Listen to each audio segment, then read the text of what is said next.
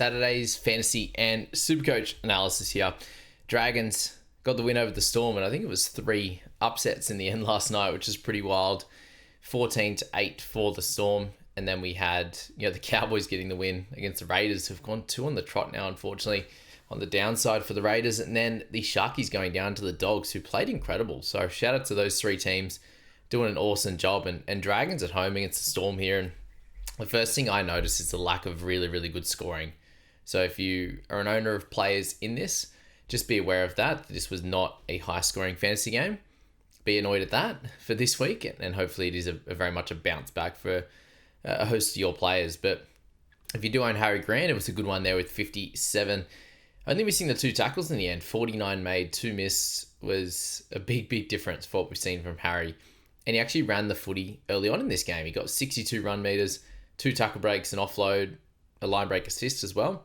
So all that was good stuff, and a couple of kicks out of dummy half. So pretty well a stock standard game that you'd want from Harry, expecting him to run a little bit, get a few attacking stats, tackle plenty, no tries or try assists, and when he gets those, that is what should eclipse the 60 and the 70 mark for Harry compared to other weeks. And you do have to worry about the low side weeks, which you've seen so far, but hopefully over the next few, you're going to offset that with a couple of those much larger games, which will be good for him. So if you own Harry, happy days. You got one over the Watson owners this week, and hopefully Watson can come back and get into the 60s again and continue to show his worth in our sides, and that he's a worthier pick than Harry Grant. But if you're an owner Harry, happy days. And Trent Liero was the leading point scorer at 59. So guys, we'll go through all the fantasy stuff and then have a touch on Supercoach with the GOAT, Jacob Preston. Eli Katoa, 53 for him. He's just putting together a pretty solid season. He's averaging 54.7 in his first 3 games, and as we've seen, it's been a bit of an up and down type of 3 weeks, basically, for the Storm. When you see Harry averaging 45, you see Munster fairly low as well. It's good to see someone just basically hitting what they're meant to, with Eli Katoa hitting a 53 and a try assist, and probably should have had that try as well. I'm surprised they didn't give that one. I feel like those contests in the air, when they're both going for it and whoever rips it down, there was no bouncing around, bobbling.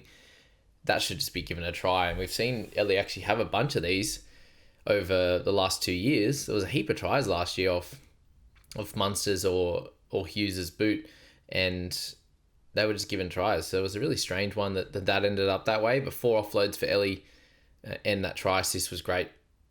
Offload back to the offload on the outside to Pappenhausen, which he just as soon as he got through, he just knew that Pap or someone was going to be there, and that was awesome.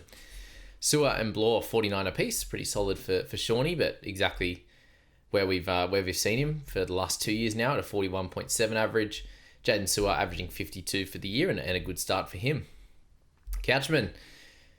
All right, so we got Dylan Egan playing more minutes than Couchman. I know some people were annoyed with that.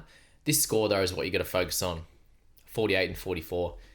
Damien Cook ended up having a HIA and then coming back on. And when he came back on, they actually took Couch off.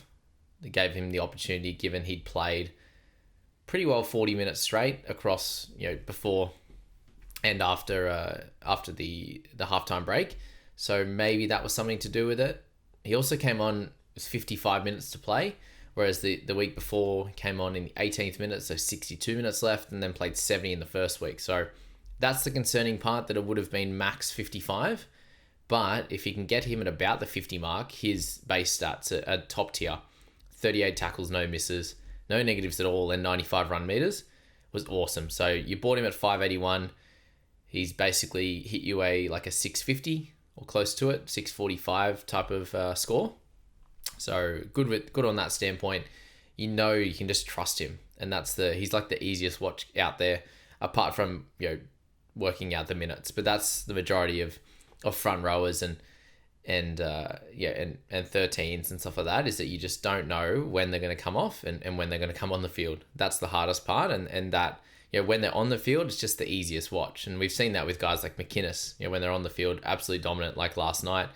But some games they just get the 45 minutes like last year, then they'll go 60, then they'll go 50. Depends on injuries and different switches with HIAs and different interchanges and stuff like that makes it a little bit tough. But 48 in 44 minutes was a spectacular effort, and hopefully he gets back to that 50 or 55 minutes next week, which I definitely think he can. Dylan Egan, 46 for him in 49 minutes, a cracking debut. There was a bit of chat around him last year as a potential option. It didn't come through, and actually was his debut? I don't know if he played last year. Anyway, 46 for him. Played a bit of a hybrid role, came on through the middle, and then when Luciano Leilua came off, they moved Egan to that left-hand side, and we do know that he is an edge. As you can see in fantasy, he is an edge, and has plenty of work rate, picked up 4 tackle breaks, one really good run there. I think he got 2 or 3 in one hit, and made good tackles, 34 for 2.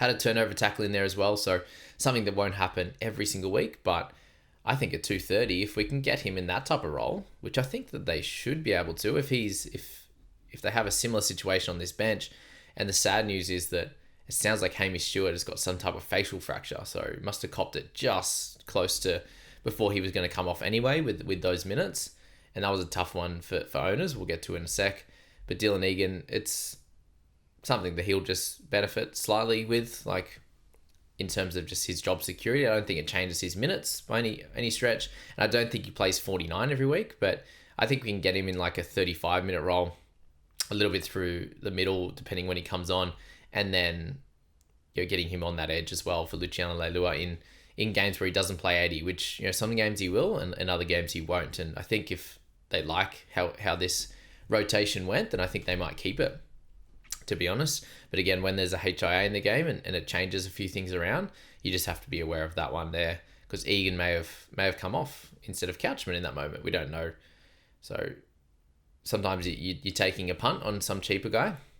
And I think one at 260k or whatever it's going to be for Egan is not a bad one for next week. So we'll wait and see during the week, and buy, hold, sell will hopefully give us some answers once we've got team lists and everything else. Cook with 45, Little with 42 in 28 minutes. Why is this bloke playing 30 minutes again? Again was the game changer.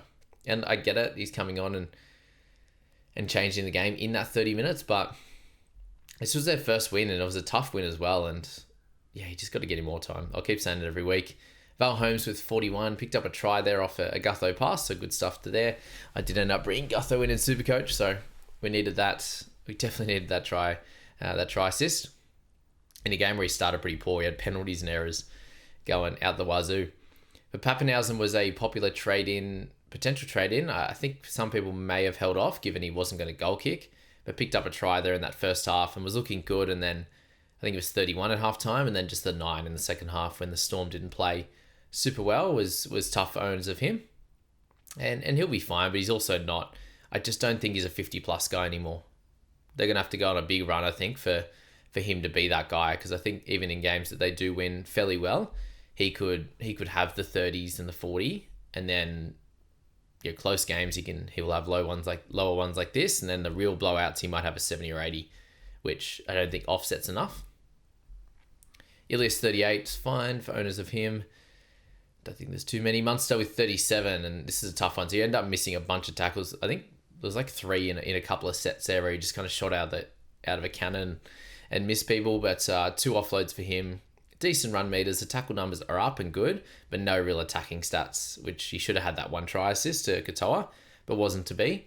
37 for him, averaging 40.7. If you've missed out on him, then continue to leave him out and he'll have the odd good score. I think he'll get the 70, and hopefully for owners, similar to that with Grant, that bigger score is just around the corner and he can come back into some good form, because it has been a bit of a slow start. 53 in that first game where he had 3 try assists, and he had 3 try assists last week as well. For him to only be averaging 40.7 with those numbers is not good, and it looks like he's going to have to score tries to really be involved in hitting 50 pluses. Wishart with the 2 goals, 37 for him, was just okay, but it was only a couple week play. What about Utokamadu just playing 34 minutes? I saw him come off for the second stint. I was like, wow, he's done 34. It was 35, it said, but 34 minutes in and out. He's going to get really cheap, and there might be a time soon that he does get into that, definitely should get into the 400s, and will be a buy when he gets 50 minutes or something like that. If there's a couple of injuries or if there's a King injury or something like that, Liero, then he probably steps up into a slightly bigger role. Yeah, Luciano Leilua, the 59 minutes for him. So getting that replacement from Egan, and we'll see if that happens longer term. Clemmer just the one stint as well to show that Couchman still didn't get big minutes even with Clemmer in that. Looks like that Blake Laurie role, which was probably what I expected. He took the sting out of the game. I think he started really well for him. Emery Gula 29 and 50. So this is a little bit more back to some games that we see from Gula. He had an incredible start and then really slowed down in this one with his PPM, but I do expect it to go back closer to where it has been over the first few weeks. It's probably over-exceeded a little bit, and then this one was a way unders game. So I think somewhere in the middle will be sweet for him. Howarth with 26 in this one. Yeah, I was having a laugh. I was like, you watch, it's probably Howarth day, and I think it was 9.5 times. So I was like, yeah, this is why I'm not a predictions channel. We go through the stats and we make educated guesses based on stats. But yeah, 26 for him in the wet was never going to be spectacular. I had my 5 to 10% goggles on, just really enjoying him as a player. But 125 meters in this one, didn't get the ball plenty, and the Dragons had it a fair bit given they were playing really well, and a lot of this game was played through the middle, which made sense, and the edges there. Moses Sully 23 for him. He ended up going off with a few minutes to go. I didn't see what happened there with that one, and yeah, Marion Seve ended up coming on for 3 minutes as well. I was trying to work out. He ended up, I think he was on that left center role. So who came off for the Storm in that last 3 minutes? Oh, Blore. Oh wow, he came on for Blore in the end. I'll have to see what happened to Blore as well. Although he did play sort of low 70s minutes at times last year. But Hamish Stewart, 22 for him in 30 minutes. Yeah, PPM wasn't as good. Just didn't get to run the footy, and tackle numbers were just okay when he was on. So that sucked. And we'll have to sell now, given he's got the facial fracture. So hopefully it's not too bad. But if it's anything over a week or two, then yeah, you probably have to. Annoyingly, and there's a few cheapies around, thank goodness. You could go him to Dylan Egan. But Tuipulotu, 20 for him. Still got 154 meters. I saw he had a lot of strapping on or something covering his lower back. So that was a bit of a worry after a really, really good first 2 games. It was never really going to be perfect for him. You kind of hoped that they'd be able to throw the ball around. They kind of did, but the opportunities didn't come on that left-hand side, and Val got that short ball instead. So in the dry games, he should go back to scoring well again. And yeah, it wasn't his type of game, as I said. For the Cows and the Raiders, it was 88% humidity and 28 degrees. And I was looking at the radar, and it just looked like the rain was just going underneath inland. And it was pretty safe on the coast where it is for the where the ground is. So you saw this one be a much higher scorer, and as you saw in this, it was a good amount through the middle, and then there was some guys that did get some good scores on the edges as well. So 30 to 20 victors, the Cows, good stuff there. I've got like a million plays in the Raiders, so I was kind of like, oh, hopefully it's close and not a Cows blowout. And thankfully at the end, Tamale ended up having a good little finish, which saved a lot of the scoring there, which was good. The Cows led by Clifford, and I think Drinky had a pretty good game as well. Did have 2 errors, 1 missed tackle, but that's pretty a stock standard good game, I'd say, for Drinky there.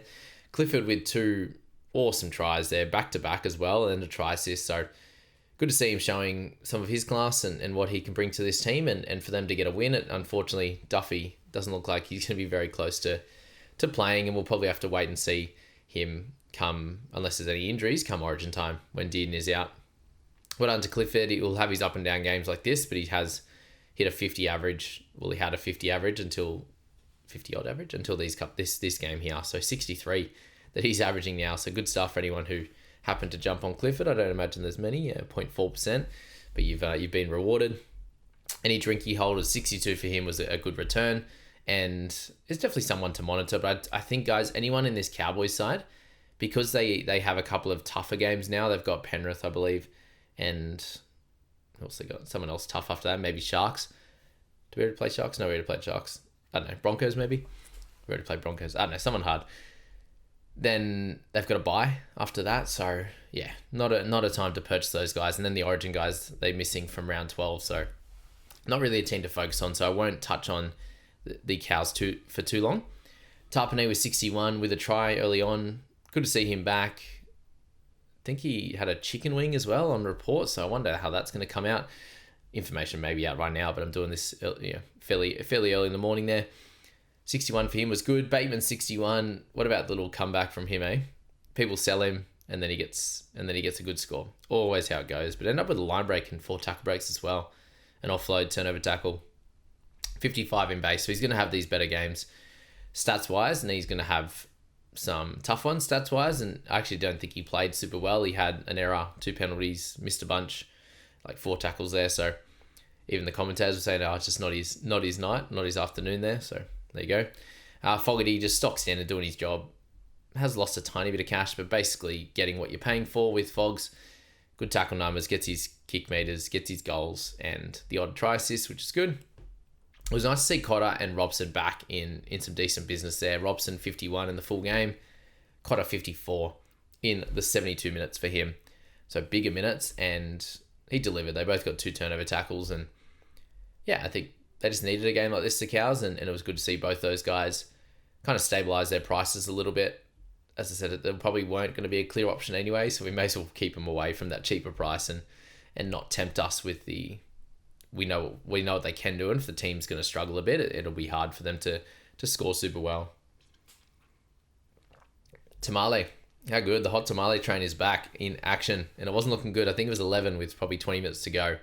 And I got down to 6 and 8, 6 at half time, and sat at 8 for ages. So 2 line breaks. I picked up a try, just a solo try, and had one other run where he got another 3 or 4 tackle breaks and almost scored. So the solo try picked up 4 tackle breaks, got it just on the line. So that was a big win for Supercoach and for Fantasy there.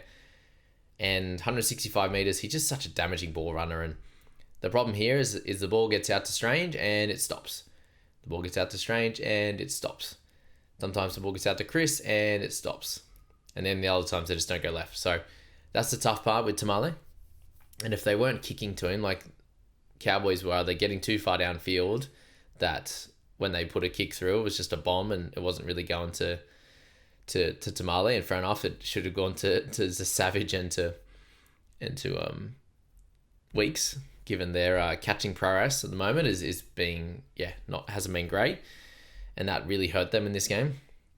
And then I think Savage got one back on the other side with his catch over Drinky, which was very spectacular as well. But yeah, just the lack of long kicks to Tamale to run back.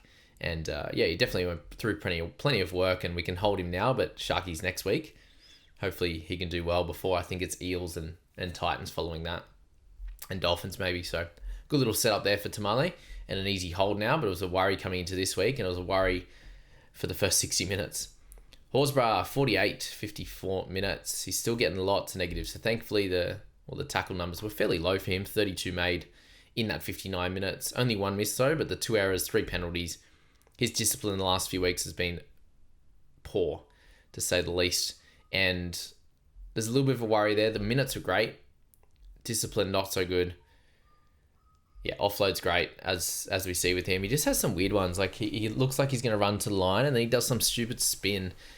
And it's like, it's not netting him any fantasy points. It's not doing anything for the Raiders. Like, he's just slowing the play down. Like, just pick the gap, run at it, find your front, and get on to the next play. Or run to the line, get your offload, and move on. Like, it's frustrating.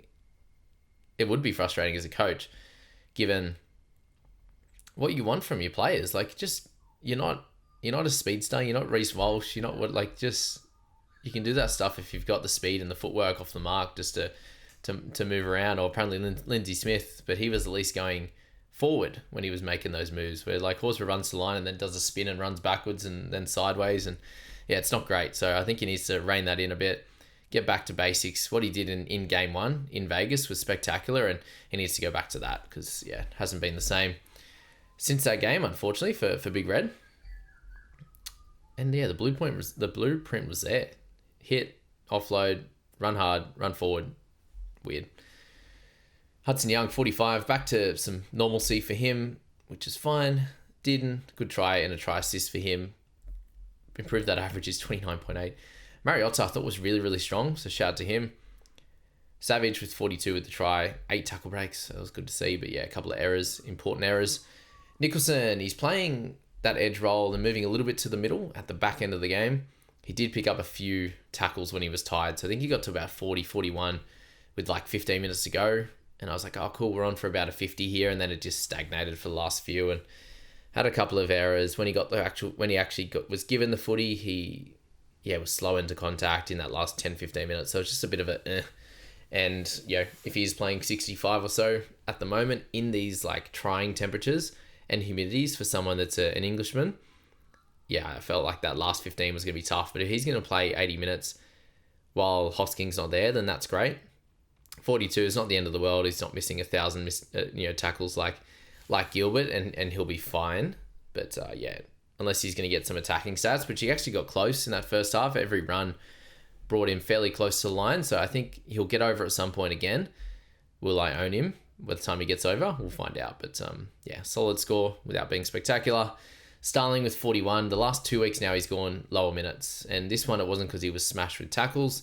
It's just because Owen Paddy, they're increasing his minutes. So Ricky's doing Ricky, but I don't think this one's his fault. I just think that it makes sense. He went massive minutes, and then he's dropped down a little bit the last few weeks, which at least he's scoring really well in the time he's out there, and he's running the footy great. He's getting tackle breaks, he's getting offloads.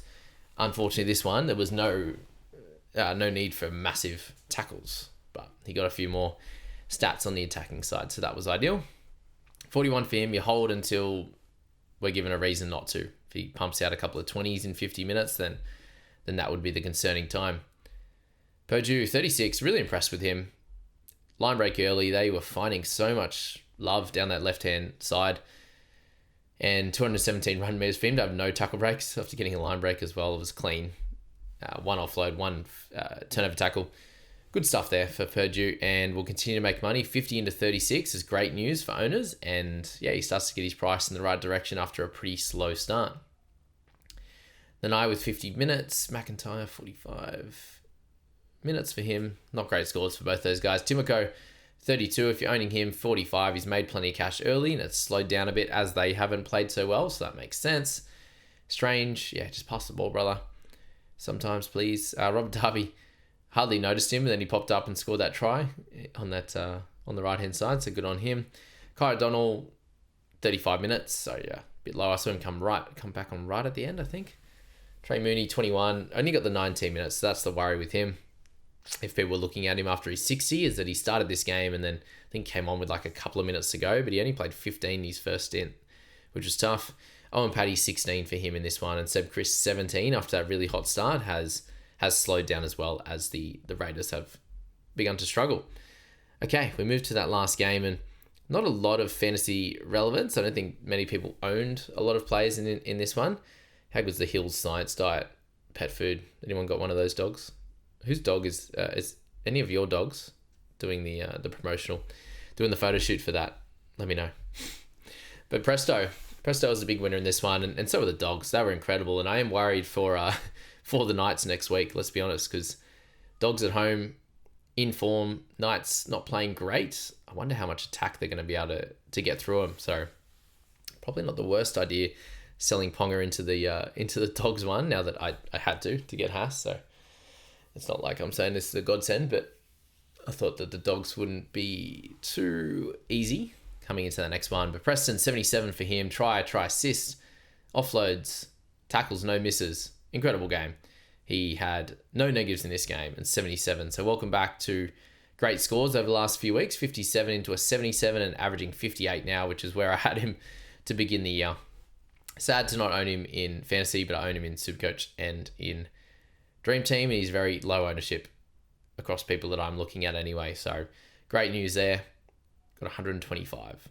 Awesome. So a slower second half, but that's how it goes. Like, you get tired. You get middle forwards that have the energy coming back on. You use the outside backs. So that's pretty normal after a big first half. And speaking of big first halves and second halves, Cam McInnes, 75 for him. Preston, guys, I think he's a clear purchase after their bye. He's got one more round and then the bye the following week. So have a look at that. But yeah, he'll be up in price, up near the 700k after that one. And probably next week. But McInnes, 75 for him in this one, in 75 minutes, 60 tackles, 115 run meters, so 71 in pure base. Was incredible, and these are the games you will get from him. Shout out to Will, who did end up selling him and holding on to Watson for the mid cover, so for the hooker cover. That'd be a tough feeling because he has these games where he goes big and then next week he probably goes back to a 40-45 score or something like that. But a great start for McInnes so far, and Mitch was in the chat and going, yeah, this is why I owned him for the entire season. You get the ups, you get the kind of low games as well. And this was a big up for him and for Adam Fanua-Blake, 67 in 71 minutes. So they really kept him on for as long as possible just to give them a chance to win this game. And the Dogs were just way too good. So well done to those two guys. That won't happen every week, and you watch them get a bit more of a rest next week as they get into, well, what's still a fairly, should be a fairly tough clash in the Raiders, but they may put some points on them although I think it's a GIO, so probably close, knowing them at home. King with 55 in 47 minutes, good efforts there. Bronson Cherry with 52. Both of those guys worked really hard in this game, good run meters. And, Cherry got the couple of tries as well. And then Nico Hines, 48, had the 1 try assist, 2 line break assists there. Had one that was close, I think, they gave it a penalty try live. And, it was just a good tackle from Montoya. And shout out to Montoya for his return to the Dogs. It's been really, really good. So, very impressive. But Nico's 48. Good tackle numbers again. Hardly running the footy. That's probably the big issue. And then the split and kick meters are 283. And we just know he's going to be somewhere in that 57 range that he's currently priced at. That's kind of generally where he's going to be, it looks like, with up games like last week with the 74 into some down games here with the 48. So if you can buy him at some point this season at a good price, he's probably going to be great through the Origin period, given I can't see him making Origin, and he'll be one of the best halves for sure. But there are going to be these lower games, especially when they don't play very well. In the up games, when they're winning, he'll get in the 70s for sure. And then near 50 will be kind of his low, you'd imagine, with the goal kicking as well. Curran 48, Wilton 47, just stock standard for Wilton, hey. It's crazy. Curran is a right edge player, so that's why Preston played on the left. And apparently Preston, up until first grade, he was a left edge back rower. So that made sense to move him over while Kikau was out. And he wasn't getting any ball, Presto, so finally. Brayley, 42, just going back to sort of the norms for him the last few weeks, and 5 missed tackles and an error, still doesn't get injured. How good is he? Kurt Mann, 41 in 28 minutes, PPM beast. Speaking of PPM beast, Catlero, 40, he picked up in 39 minutes with a try, 2 offloads. What about that offload that he had and the catch from Teague Wilton on his leg, which was similar to that David Mead one, which this one didn't end up being a try, but that would have been a try for the ages if they were able to get over there.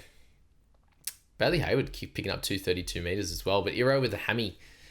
Hopefully it's a minor one. Looked like he was okay walking around. It's hopefully a 2 to 4 week injury, which is the stock standard for any grade 1s for hamstrings. So hopefully he's back very, very quick. And yeah, it's a tough one for owners of him in Supercoach or Fantasy, because he was having a hectic game and a hectic start to the year. So that'll slow him down a bit, and hopefully he's all good upon return. Stephen Crichton with 40. Bailey Hayward, as I said, the 40 there with 232 kick meters. A try assist for the great man Preston. Less tackles in this one. Less run meters, but did an awesome job and helped them win this game. And yeah, for Doggies to be top of the table, it's incredible work for them, and they absolutely deserve it for the effort that they're putting in, and just how much they're getting around each other. And it was the same with the Dragons game as well, just getting around each other for fun. Harry Hayes, 39 and 42. He just continues to do the business, and he's made some cash, actually. So shout out to Harry. Salmon, what about the hair on that one? Whew, pretty gross. But he was. I think he had a target on his back. Adam Fanua-Blake just picked out that hair every time and ran at him. Ramian, 35. Tracy, 35. Yeah, just okay for both those guys. Tracy, the incredible start into a slower last few games, which can happen for someone like him. He's just an early 40s guy from stats, and it has reverted back to the mean on that one. Similar to what I said with Gilbert, it's kind of reverted back, sadly, after not trusting the gut. Jumped on the bandwagon. Tough one, which we do at some points, and the goal is to make the goal is to limit those mistakes, basically. Reid Marnie, 33. What a tough year for him. Britton Nickera, 34. Guys, be on Nickera watch.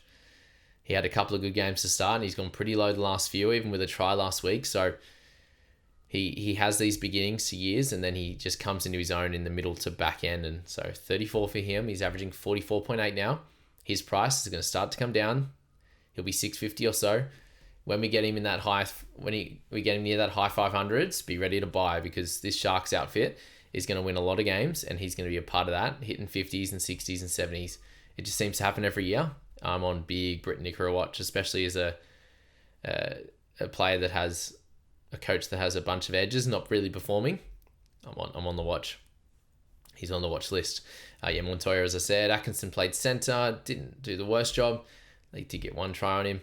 Satili Tupanua, 21 in 47 minutes. He was trying to hit. He was trying to put shots on for fun, and he had a sin bin in there at the end. Unfortunately, 3 missed tackles, very similar to that of Pete. He got the sin bin last minute, but Tupanua got it at full time, which was rough. And Will Kennedy going back to basics for him, 15 in 80 minutes. That is rough. Jack Todd, shout out to him, getting a win in his first game, looked good. Tapua in there, Brayden Trindle, 24. You had Mulatalo, 27, so not so great games for them. 6 errors for Mulatalo, that is rough as guts. And then Talakai, 3 minutes, -3 with the injury, so yeah, no good. Saluka Fafita, for those who are interested in him, 16 minutes, averaging 18.7. All right, let's go to the game day for Supercoach, and for that Dragons game, it was a pretty tough one. I ended up bringing in Gutho in the end for Yongi, so we'll see how that one plays out. I don't know if it's going to rain too much today, but looks like there's a bit around anyway. Sydney and up the coast, or closer to Manly. Tuipulotu with 28 was the tough one. People have brought in Hamish Stewart for the cash gain. Unfortunately got injured. Couchman, 42 at this point before updates for him. I think does he go up? No, he didn't make too many runs. Maybe goes up a tiny bit, but yeah, a bit of a low one there. They don't count the third man ins that they do in fantasy as well for tackles. But Tuipulotu 28 will be better next week, but yeah, tough bring in with the low break even. At least Gutho picked up one attacking stat with the try assist, and he should have a good one next week. He's just involved in everything, which Tuipulotu we didn't see much of. So yes, paid the extra 120k for Gutho, but he looks involved, and he almost scored a try. He put the ball down, I think, on Pappy's leg. So yeah, it was going down. If the leg wasn't under there, it was happy days. But yeah, that was that. And then Val Holmes, 71. So he's just had a pretty normal sort of start to the season for a top tier gun. And then Pappenhausen on the other side. You can see here a very low scoring game in fantasy and in Supercoach. But Pat with the 83, he was on high 60s after half time and slowed down. Eli Katoa, 60. They're the two guys that you'd be happy enough with their scores, or very happy in Pap's case, given it hasn't been a very high scoring week. Grant with 49, just a bit average at the moment, isn't he? And then Munster, he was my other option. It was JC or Munster, and I did pick JC for the extra. He just got updated to 63, so that's ideal. That Munster didn't go off for my team, but for yours, not ideal. And then Howarth, 25 for his lowest score. He will bounce back though. And then this Cows Raiders game, I did have 4 Raiders. That's where I was excited for them to do well. But Tamale with that try and a couple of line breaks was very helpful for 70. Horsburgh's 52, Nicholson's 51. He'll get good cash gains and a couple of 50s in a row. At least he'll still go up next week, but we do need one attacking stat, would be nice. Tarpany was good with 84, Fogarty 72, and then I owned Starling for his back-to-back lower weeks. At least he's not a very expensive player in Supercoach.